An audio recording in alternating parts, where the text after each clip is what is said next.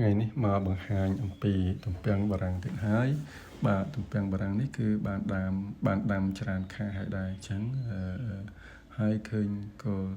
មានដុះទំពាំងមកច្រើនក៏សមដែរក៏ប៉ុន្តែអត់កាត់វាទៅណាទេគឺទុក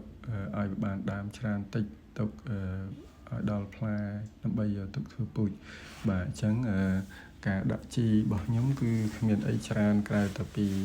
បុកសបកពងមាន់ពងទាយកមករោយតាមគល់ប៉ុណ្្នឹងទេបាទសបកពងមាន់ពងទាហ្នឹងគឺក៏មិនទិញពីគេដែរគឺផ្សំពេលដែលយើងធ្វើម្ហូបអីចឹងបាទហាលវាឲ្យស្ងួតទៅយកមកបុកចឹងឯងបាទសារយើងគ្រាន់តែទុកប្រើប្រាស់ដំណាំតិចតួចយើងមិន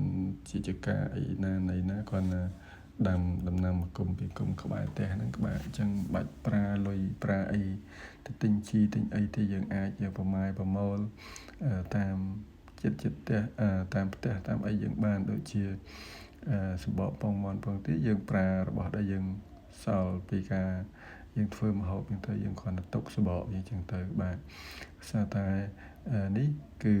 ខ្ញុំតែងតែផ្សំយកមកប្រើប្រាស់បាទអញ្ចឹងបន្ទាប់ពីការប្រើប្រាស់សបកពងមាន់ពងទារោយតាមគល់ហើយយើងមានស្លឹកឈើងាប់ឬក៏បាទស្លឹកឈើស្លឹកអីយកមកគ្របពីលើហ្នឹងមកបាទ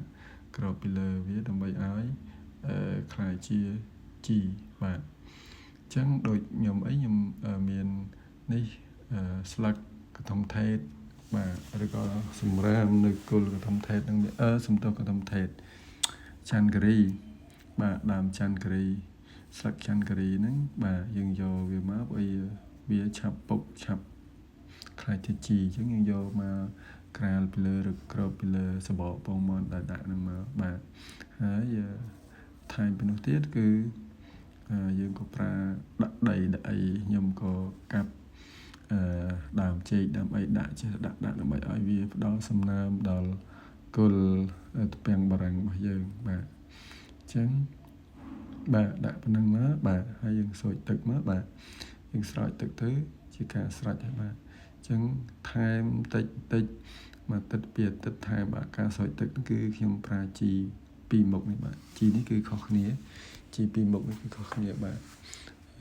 ពណ៌រៀងស្តៀងគ្នាមែនគ្រាន់តែជីផ្សេងគ្នាទេបាទនេះគឺដែលយើងហៅថាសង្គ្រោះពន្លឺនោះបាទហើយមួយមុខទៀតនេះគឺ